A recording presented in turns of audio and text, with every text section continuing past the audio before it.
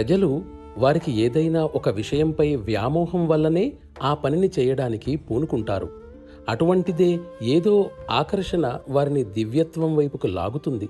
ఆ విధంగా ఆరాధనలోనూ, భక్తిలోనూ, సన్యాసంలోనూ ప్రశాంతత, ఆనందాలలో కూడా ఆకర్షణ ఉంది.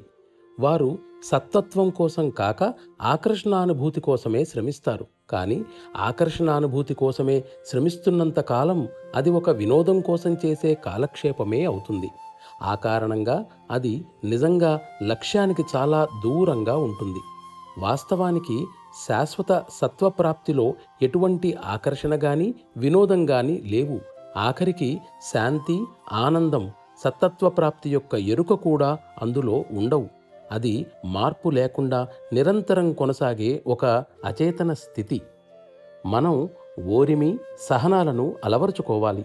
ఇతరులు మనపై మోపే నిందల్ని, విమర్శల్ని నిదానంగా భరిస్తూ మనమే ఎక్కడో తప్పు చేసి ఉంటామని భావించాలి.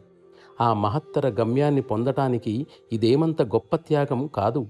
నా అభిప్రాయాలు నీకు నచ్చినట్లయితే దయచేసి వాటిని అనుసరించడానికి ప్రయత్నించు.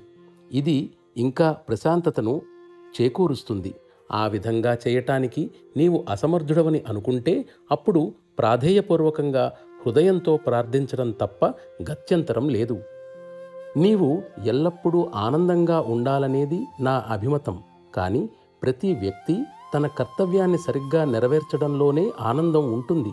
భగవద్గీత ఈ అవసరాన్ని గురించి నొక్కి చెబుతుంది. వాస్తవానికి ఆధ్యాత్మికతకు ప్రాణాధారం ఇదే. తనతో సంబంధం ఉన్నవారందరి పట్ల తన కర్తవ్యాన్ని నిర్వహించటంలో ఎదురయ్యే సమస్యల్ని, కష్టాల్ని అతడు ధైర్యంగా ఎదుర్కోవడానికి సిద్ధంగా ఉండాలి. మనకు రాబోయే జన్మజన్మల కష్టాలతో పోలిస్తే ఈ త్యాగం తృణప్రాయమే. ఇహము, పరము ఈ రెండింటి ఎడల మన కర్తవ్యాన్ని సరిగ్గా నెరవేర్చడం ఒక్కటే చాలా అవసరమైన విషయమని నేను దృఢంగా చెబుతాను. ఈ జీవితంలోనే ముక్తిని పొందాలంటే అదొక్కటే సరైన, సంపూర్ణమైన పరిష్కారం.